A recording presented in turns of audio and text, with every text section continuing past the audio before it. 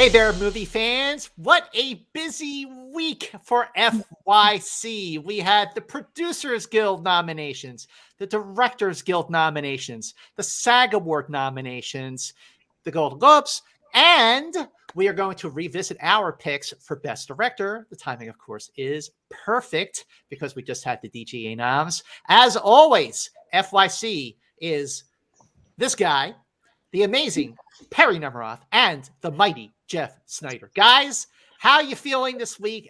Just overall, Perri, with the way that awards season is really taking shape after this very busy week. I've got some thoughts, some positive thoughts, some negative thoughts. Whole bunch in the middle. We're going to get to it. Okay, Jeff, how about you? Everything is going according to plan. The mad scientist. I have one of those too, my friend. All right, well, let's just start because it's really literally, as far as this taping goes, literally hot off the presses. Before we get to that, of course, got to give a big shout out to our sponsor, which is Above the Line. Big thanks to Above the Line for throwing all the money at us and sponsoring us. And of course, thanks as always to the amazing Perri Nemiroff for putting FYC on her channel. Hit the subscribe button on Perri's channel right now. Thank you very much. Let's go first with the Producers Guild Award nominees for Best Motion Picture. The nominees are Avatar, The Way of Water, The Banshees of Inisherin, Black Panther, Wakanda Forever, Elvis, thank you very much, Everything Everywhere All at Once, The Fabelmans, Glass Onion, Tar, Top Gun Maverick, and The Whale. Jeff, what do you think of these noms? I just published a piece on Above the Line. How funny you ask about that. I'm talking like we're live. We're not. Anyways, I think that The Whale obviously got in over a bunch of female-directed movies, right? We're talking about She Said, After Sun, The Woman King, Women Talking. It was a bit of a surprise, but I don't think it's as shocking as some are making it out to be.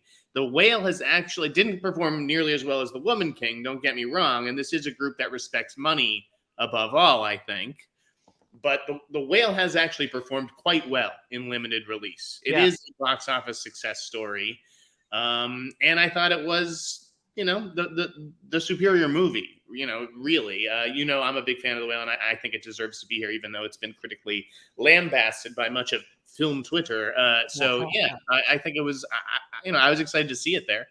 All right, Perri, what about you? What's your take on the nominations for Best Picture by the Producers Guild?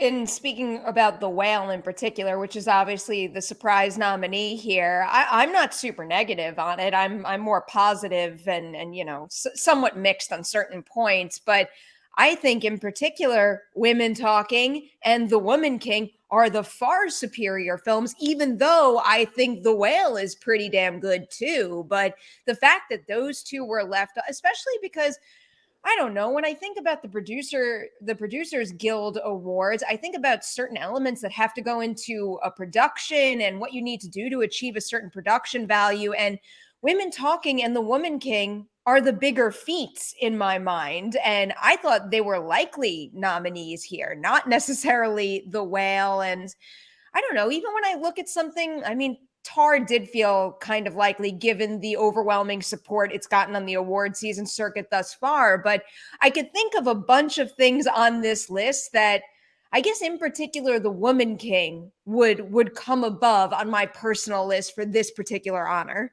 I agree. The Woman King should be on this list. Nothing against The Whale. I like The Whale, and I loved Brendan's performance in it. We'll get to that because he does show up in another topic we're going to get to. But I just feel like between the Producers Guild nominations and the Directors Guild nominations, I feel like Women Talking is coming up short. And of course, the SAG nominations, all these big nominations, these guild nominations that happened this week, and Women Talking just came up way, way, way short. We can get into that. Jeff, unless there's something you want to say about that right now. Don't start, Jeff. Yeah. We'll go on and on and on. Okay, well, just to throw out the nominations for animated feature by the Producers Guild, we do, of course, have Guillermo del Toro's Pinocchio, Marcel the Shell with Shoes On, Minions, The Rise of Gru, Puss in Boots, The Last Wish, and Turning Red, all predicted. Any surprises there, Perri or Jeff?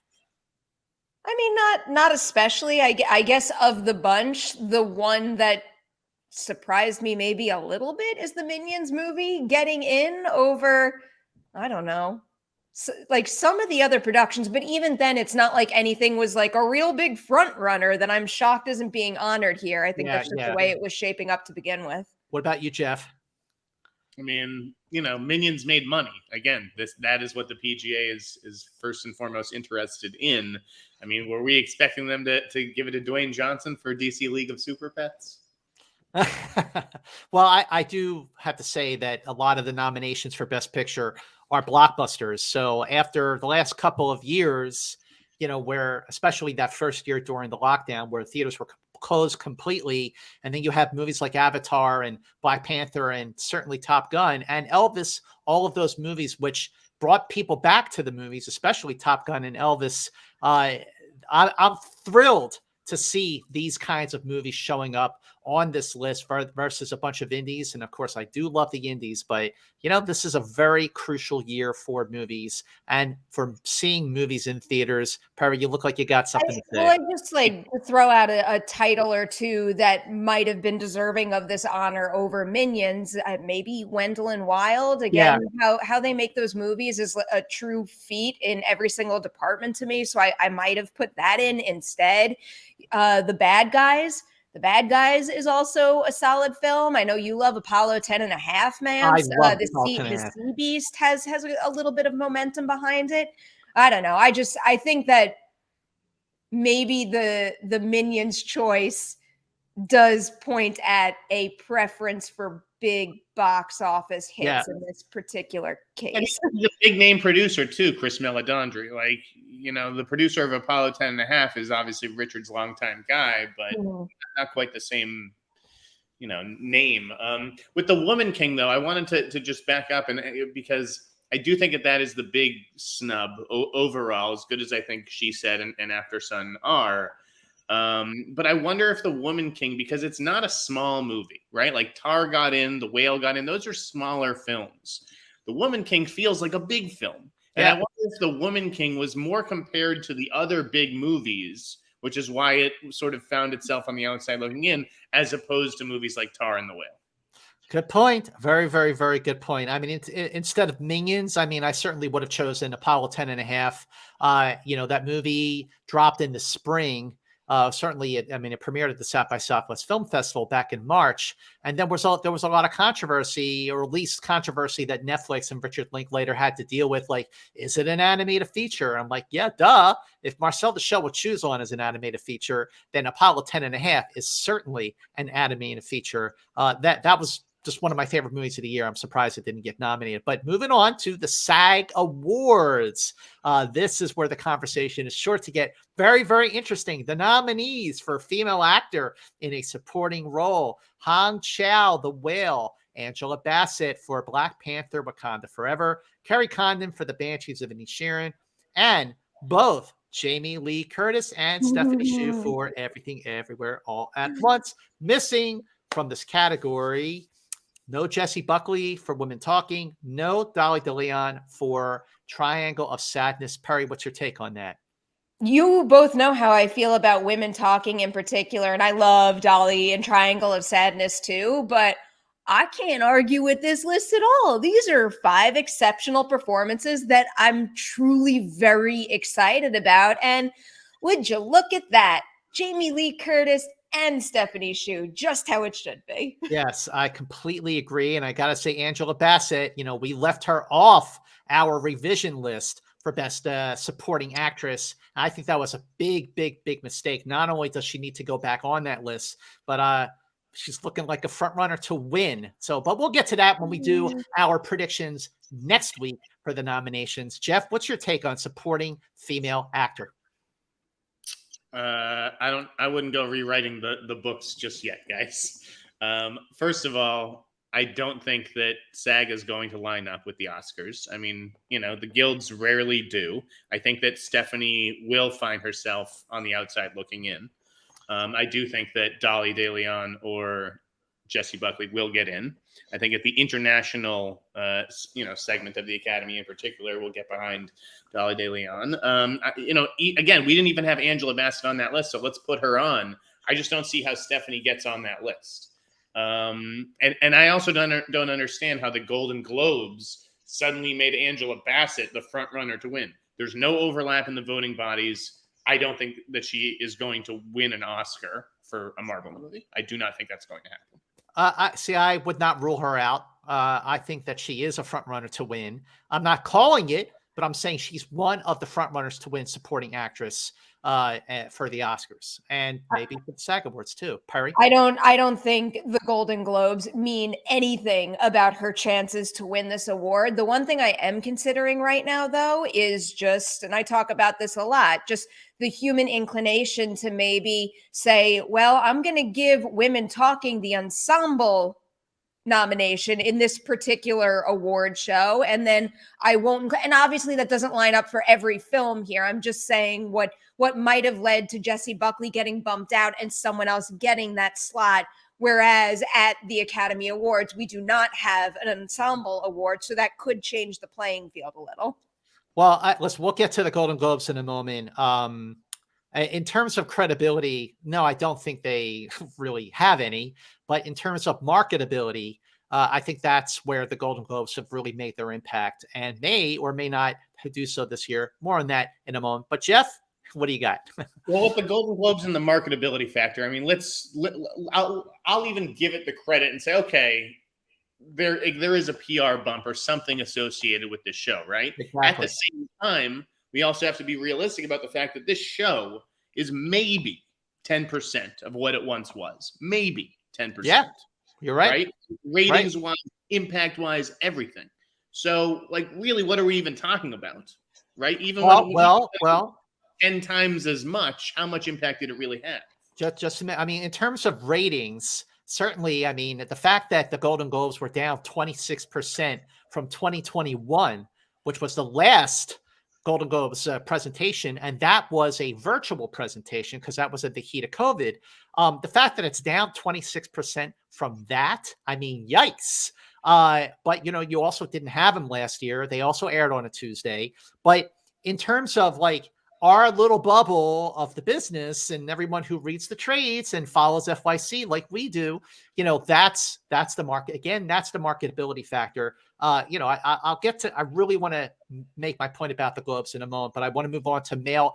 Can I just quickly tell you my favorite thing, my favorite outcome of the Golden Globes? So I'm not a big wrestling fan. I can't talk the talk like I'm really, in the know or anything. But I went to see AEW last night, and Paul Walter Hauser is a big wrestling fan, and he brought his globe out, and they did a whole bit where he got the shit kicked out of him, and then they took his globe, and I don't know. That was just the playful silliness I like when I don't care about the meaning of that award anymore. He was the person I was the second most happy for, besides Keith Wahan. Listen, Paul Walter Hauser, that's what I'm talking about with marketability. There might be people who don't really know a lot about Blackbird, but his win and specifically his speech, his graciousness, his humbleness of it, his joy, that might make people seek it out. That's the marketability I am talking about.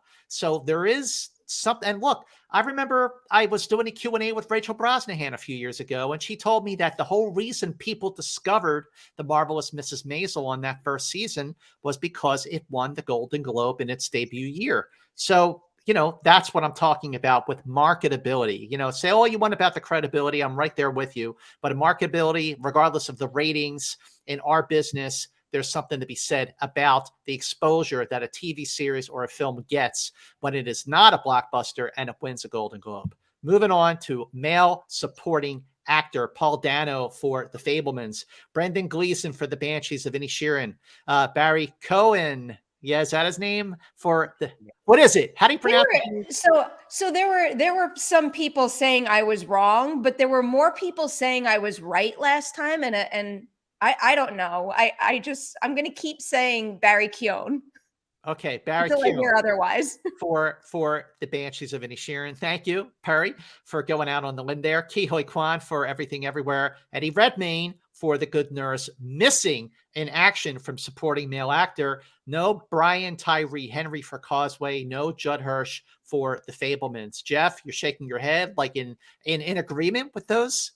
I mean, to be honest, I never got the Judd Hirsch thing. I never got it. Watching The Fablemans, that's not who I came away talking about, even though I get that his scene, had impact, but so did David Lynch's cameo or whatever. Anyways, I was glad to see Paul Dano here. I was really glad to see Eddie Redmayne here. I was a big fan of The Good Nurse. Brian Tyree Henry, that may be a tough rock to push up the hill. That's a very little scene movie. That's a tiny movie. Yeah, that hasn't gotten a lot of attention, and that may just be its fate this season. I mean, look, I'm with you. I thought The Good Nurse was magnificent. For everybody who hasn't seen The Good Nurse, it's on Netflix. Check it out. No. Oh my God, it's so good. It's so good. I can't. Oh my God, it's so good. All right, so Perri, what is your take on male supporting actor? I was very excited to see Double Banshees. I was getting the feeling things were trending in that direction. I am genuinely surprised about the Judd Hirsch thing. I understand Jeff had the opposite experience that I did, but even though it was a very little amount of screen time, when I think back to that movie and the scene that made the biggest impression on me, it's that conversation between him and Gabriel Lavelle. That is the thing that I replay in my mind the most from that movie. So I did think that was going to be a situation where teeny tiny amount of screen time makes a big enough impression to get someone a nomination. But I'm also not mad about the fact that he got bumped out and someone like Eddie Redmayne gets a little recognition for an exceptional performance. And also when I think about The Fablemans overall, Paul Dano should be in here. Yep. Maybe over him. So I'm not complaining. I mean, look, when it comes to making the most out of a brief amount of screen time in The Fablemans, the actor who played John Ford at the end of that movie stuck out for me a lot more than Judd Hirsch did. And I'm not slamming Judd Hirsch at all. I think his scene is great. But that movie ended strong and really stuck the landing. I love the way The Fablemans ended. All right, moving on to female lead actor, Cate Blanchett for Tar, Viola Davis, The Woman King, Ana de Armas for Blonde, Danielle Deadwyler for Till, and Michelle Yeoh for Everything Everywhere All at Once. No Michelle Williams. No Margot Robbie. Perri, what's your take? No Michelle Williams. I thought that was a surprise. Michelle Williams. Yeah. I hate that I just said that with a little like grin on my face. I didn't mean it that way, but surprising. She shouldn't have moved categories. Yeah. Why did she move categories? I'm not saying that I still think she would have been like a runaway winner in supporting, and also I'm not saying this is a 1-for-1 with what the Oscar nominations are going to wind up being, because I don't think Ana de Armas is going to go on to get an Oscar nomination. But the rest of this list, I do think has a very real chance. And, speaking of marketability, and I know this is a very different situation because this particular award show only has people know who won and they only have the winners in the room. But I was so incredibly moved by the energy in the room when Michelle Yeoh got up to accept her NBR award, and her speech there was just perfect. And everyone there was very excited for all the winners. Everyone got a whole lot of love. There was a noticeable difference in the enthusiasm for her win compared to everyone else. And I don't know, I felt it. And I'm not going to forget that feeling. All right, female lead actor, Jeff, what's your take? I think that Michelle Williams is going to be just fine. If I was her, I wouldn't sweat it. I think she's going to get an Oscar nomination. I don't think Ana de Armas is getting in. I was pleased to see Viola Davis and Danielle Deadwyler get in. I'm not giving up my Olivia Colman dream, but it was great to see both of them recognized. I'm thrilled that Danielle Deadwyler got in, because that to me, that performance just whenever I've watched that film, and I've seen it a few times, I'm floored by it. I just think she's amazing. That's insane. So I caught up with Till, by the way. You're right. She's great. And the movie's quite good. And it was not what I was expecting. The fact that you've seen it multiple times is wild to me. It's no, it's like sometimes like a movie like it's so good, even as heavy or as hard to watch as it may be sometimes. It's a great film with great acting and great writing. Perri. It's also feeling the need to share it with people. Like for that movie, maybe even more so than most of the ones we're talking about, I have felt the greatest urgency to be like, make sure you see this, make sure you see this. And sometimes that has involved me being like, we're gonna watch this together right now, so you are aware of it. It worked. It paid off. Good movie. I recommend. All right, here's the thing about the SAG stuff that I know you guys won't necessarily talk about. SAG has a nom-com, right? This is a 2,500-person nom-com. Right. I had a roommate once who was on the nom-com, and the roommate barely acted. I mean, the nom-com is like your waiter at dinner tonight, okay? Like, that's the truth of the SAG Awards. It's the dirty little secret. And so that's why I think that Michelle Williams, in the end, is going to be just fine, because the Academy, frankly, is a much more refined membership. Okay, fair enough. I mean, look, there are a lot of people in SAG. I mean, more than 100,000, but only 2,500 vote for the nominations. That's what you're talking about with the nom-com. And that's why they have 100,000 plus members, because, not enough of them are working actors. And nothing against my waiter at dinner tonight, but it's like, that's who's nominating these SAG Awards. All right, let's move on to male actor in a lead role. Austin Butler for Elvis, Colin Farrell for Banshees of Inisherin, Brendan Fraser for The Whale, Bill Nighy for Living, and Adam Sandler for Hustle. Where is Tom Cruise? Perri?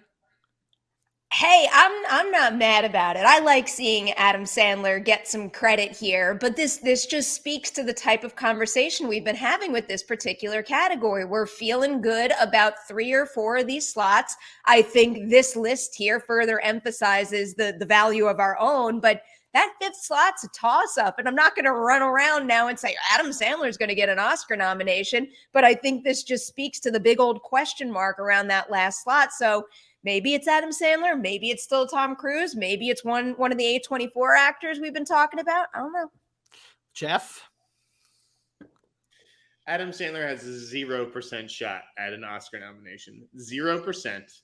Zero? I would say 0. I mean, again, go outside and throw a rock and hit an actor, and they'll have a more likely chance at an Oscar. Man. I don't agree. I think Adam Sandler does have a shot, but I still think that Tom Cruise has a much, much, much bigger shot. And you're right, Jeff. I mean, the SAG Awards and the Oscars, they don't really line up. I mean, sometimes they do with the winners, but, sometimes the SAG Awards just have very different nominations. Adam Sandler. I love Hustle. I mean, I love that it takes place in my hometown of Philadelphia, but, and it's great. He's great in the role. He really, really is.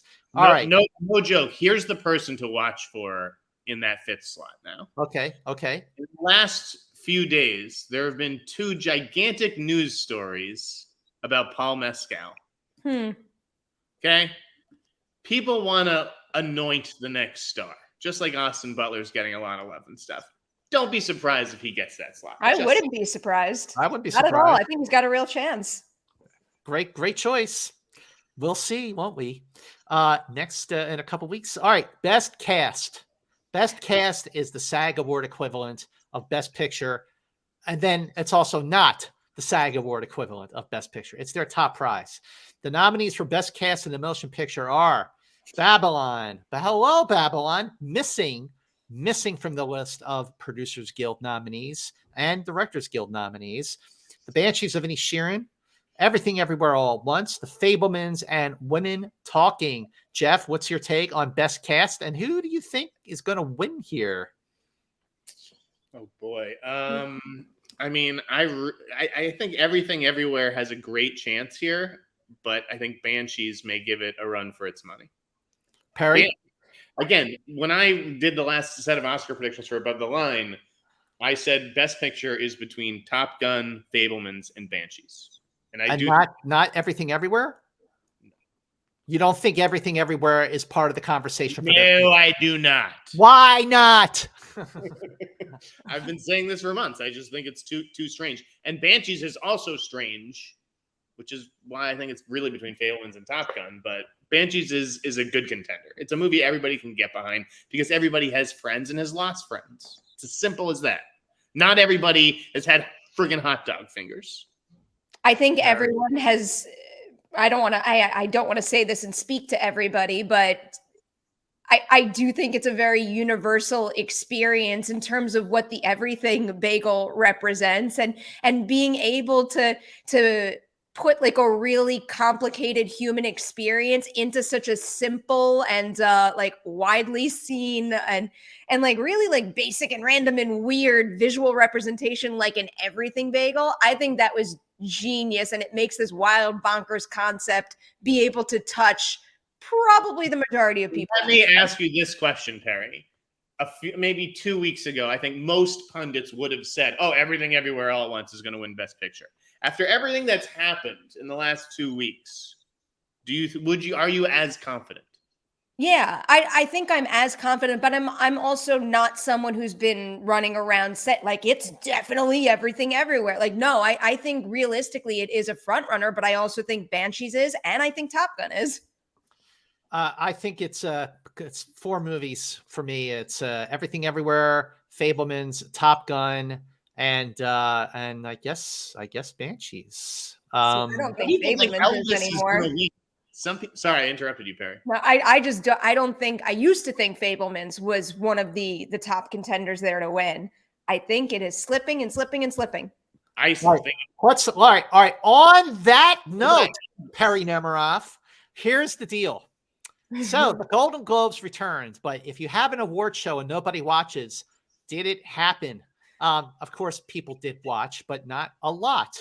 And do the Globes matter? Will that double win for the Fabelmans, winning Best Director, and most importantly, winning Best Picture, will that, again, it's the marketability factor, will that have an effect on the Fabelmans' chances to win Best Picture? And of course, Best Picture comedy musical, whatever, went to The Banshees of Inisherin, which won 3 awards at the Golden Globes. So, look, the Globes split their major categories between drama and musical or comedy.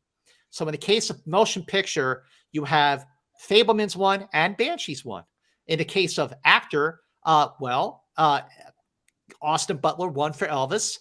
Colin Farrell won for Banshees. Both of those actors are front runners for the Oscars. So who do you think is going to win? Now, same thing with lead actress at the Golden Globes. Cate Blanchett won for Best Actress Drama, and Michelle Yeoh won for Best Actress Musical or Comedy. Both of those actresses are the front runners for Best Lead Actress at the Oscars. So who wins? I mean, they both won Globes. Does that really make a difference in like how people are going to think about picking the winner for Best Actress or Actor or Picture at the Oscars? Jeff, you were patiently waiting for me to finish because I know you just got a lot to say, and Perri, I know you do too. So Jeff, you go first. I mean, again, I think it's really hard to gauge the Globes and where they fit into things because of the Tom Cruise issue. Okay. They obviously had an issue with with Cruise, who gave back his Globes. And so I don't really think Top Gun could be taken as seriously. So it's like, did Fabelmans beat Top Gun, or was it just like, well, we're not voting for this movie because of the Cruise thing? Say the same about Brendan Fraser. Yeah, basically, like exactly. Is Austin Butler's momentum real? Because they were never going to give it to Brendan Fraser. Never. So, well, I think Austin Butler's momentum is real. I feel like Austin Butler has been gaining momentum anyway, regardless of the Globes, leading up to the other day when we had them. Perri, what is your take on all of that and then some? I'll preface this by saying I'll separate marketability from what I'm about to say. And it hurts my heart a little bit to say this, but I don't think that statue means anything. I don't think it means much, like the value of the statue and the win itself. I'm not talking about marketability. I'm not talking about speeches. I don't think that means anything in terms of who is going to go on to get nominations or wins. And the sad truth is that I struggle with, because, you know, we bring up Paul Walter Hauser and I'm rooting for him. And he gives a great performance, and that should be celebrated. But then I look at that statue he's holding, and I'm like, what does that thing even mean anymore? Because it doesn't mean what I see as being the greatest value in award season and bestowing these honors upon people for their incredible craftsmanship and work. So the statue and the win itself, like I'm putting it in the trash in my brain. And I think there's still a lot of people, like, despite, you know, how many people did wind up watching and who attended and everything, I don't think there's much value there whatsoever. When it comes to marketability, though, and I look at the clips that are, and again, I know, like, not the entire voting body of the Academy is on TikTok, but when I see the clips that are circulating, it's a very select handful of, it is largely Everything Everywhere All at Once. If I'm to pick one title and it's Banshees too. I've seen a lot of Banshees clips out there. How many Academy members are on TikTok? I literally just said that I'm not saying the Academy is on TikTok, but if you are going to talk about marketability and not a lot of people watch the actual broadcast, that marketability is shareability on social media, TikTok, Twitter, Instagram. And yes, some of the Academy is on some of those older platforms. So if we're going to have marketability as part of the conversation whatsoever, we have to consider that kind of sharing. Excellent point. Jeff, you want to follow up on that? Good. You're good? Okay. Well, I do want to say, look, in terms of like the statue itself, I mean, I don't want to take away from any actor or filmmaker or director or composer who won an award at the Golden Globes. It's still, you know what? It's a nice thing to win an award, regardless of who it's from. But in terms of like, well, how does this stack up next to the SAG Awards or the DGAs or the Producers Guild or the Oscars? You know, that's where, Perri, I'm right there with you. But again, the marketability is something that you cannot turn away from, because that marketability, remember Fleabag? I never watched Fleabag. I never even heard of it until it won big awards at the Golden Globes. So that's where the Globes matter. The question I have for you, Mr. Snyder, Do they still matter like that? Do they still matter like that? Because that and Maisel, for example, are things that won and got that recognition before everything was exposed to such an extent. But there are still, like, you know, yeah, I mean, you know, 6.5 million people watch the Golden Globes. That's 6.5 million people. And you think every one of those people is already watching Blackbird? I don't know about that. And you know what? Some of those people who are not might go, wow, he seems like a nice guy. I mean, he's not on the show. I mean, wait till you see Blackbird. But they might go, oh, I should check this out. That was a really heartfelt speech. That's where the Globes do matter. Like it or not, that's where they matter. Yeah. Okay. So we also had. What were you going to ask me? I was going to ask you. Oh, right. I was going to ask you about the Golden Globes. So the Globes, listen, going into the Globes, you know, it was a lot of controversy, a lot of anticipation. Like, is anyone going to give a damn about the Golden Globes? And I'm sitting there and I'm watching the Globes and I'm going, like, there are a lot of people in that room, a lot of top presenters, a lot of nominees. You know, some people weren't there for whatever reason, whether it was Kevin Costner or Amanda Seyfried making a musical or Cate Blanchett doing whatever, making a film. But a lot of people were there. And the question is, Mr. Snyder, is what happens next to the Golden Globes? I'll tell you. I think that they probably come off of NBC. And if they do return, they return for a license fee that's probably half or a third of what they're getting now. Because they're getting paid like $60 million a year to air this show. That's like insane. It's nuts. Right. Yeah. So it's probably only worth a half to a third of that. But I think, like, you know, what you're seeing right with SAG, right? That's going to be on Netflix's YouTube channel. And then now it's going to be on Netflix. These streamers are just going to welcome these shows in because they want to win these awards. Exactly. It helps to house the awards too. So Listen, they're going to get these and say, stay in this streaming ecoverse and blah, blah, blah. I'm surprised this news actually did not get more play. But when it was announced that Chris Rock was going to do his live show, his live concert on Netflix, a live event on Netflix, I went, that's Pandora's box you're opening. That is a can of worms. Like, you're opening the door for more live events on streaming services.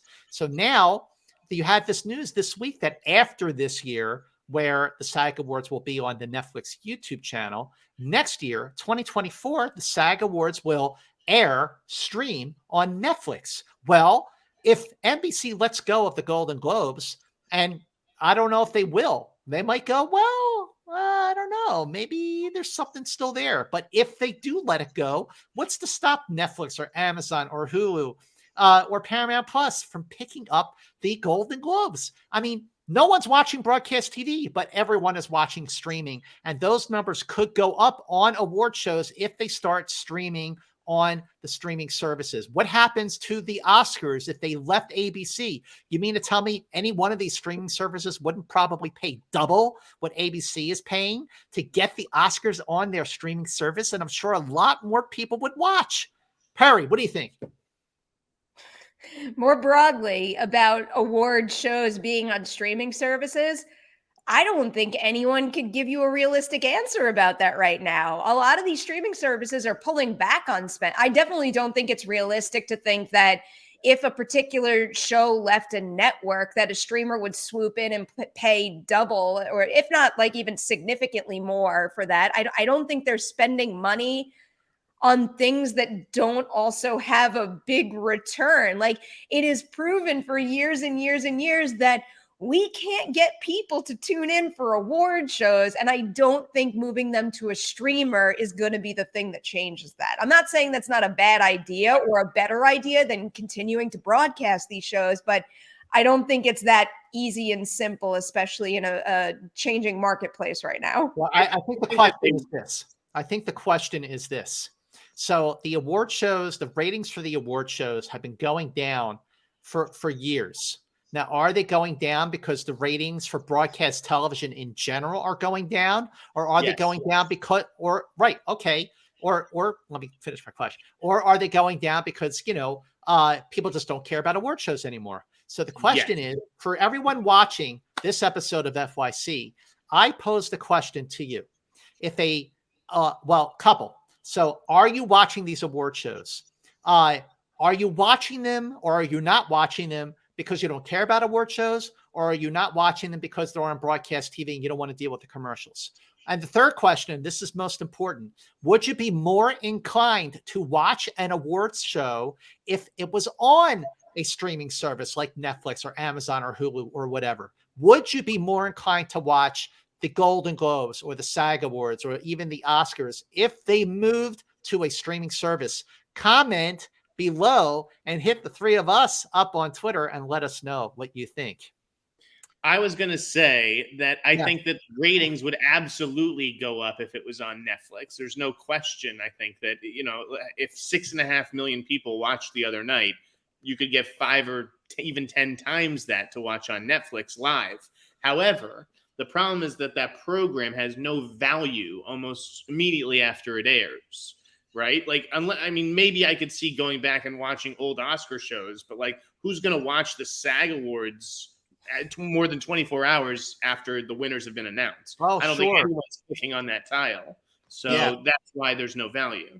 The other problem in this scenario, and really any scenario wherever an award show exists, is the fact that most of us at least, are glued to social media, and there's instantaneous results where you don't have to watch the entirety of a show. You could just follow someone who puts out the winners. You could watch the best moments on TikTok and Instagram. You don't have to watch the whole program anymore, and you can tailor it to the exact experience you want.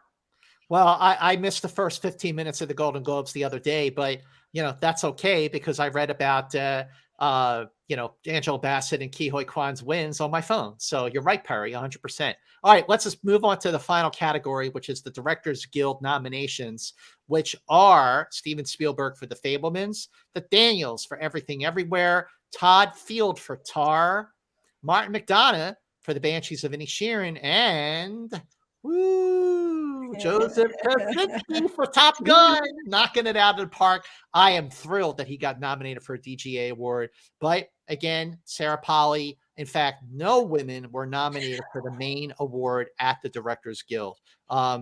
First, I mean, we talked a little bit about the DGAs already. I got to say that when we did our directors' predictions here on FYC, we got 4 out of the 5 that made the list for the Directors Guild nominations. The one that was missing, and I know I'm certainly, and Jeff is probably real happy about it, it was Joseph Kosinski for Top Gun Maverick. So Top Gun Maverick got no nominations at the SAG Awards. And of course, it totally got shut out at the Golden Globes. Again, who cares? But here, big showing with nominations for the Producers Guild and for the Directors Guild. Jeff, what is your take on how these nominations keep Top Gun very much a front runner for the Oscars? I mean, I think that, I don't think that Joseph Kosinski really is a threat to win the DGA award, but it certainly helps with the campaign. It gave that campaign a little bit of a boost that I think that they needed in the wake of missing out on the Tom Cruise SAG nomination and going home empty-handed, from the Globes. I don't know if the DGA lineup will be exact, if James Cameron will slip in, or even an international choice. Baz Luhrmann. Baz Luhrmann, potentially, yes, or Edward Berger, who did All Quiet on the Western Front. Neither of those would shock me. Could the Daniels fall out? I think that's possible. No.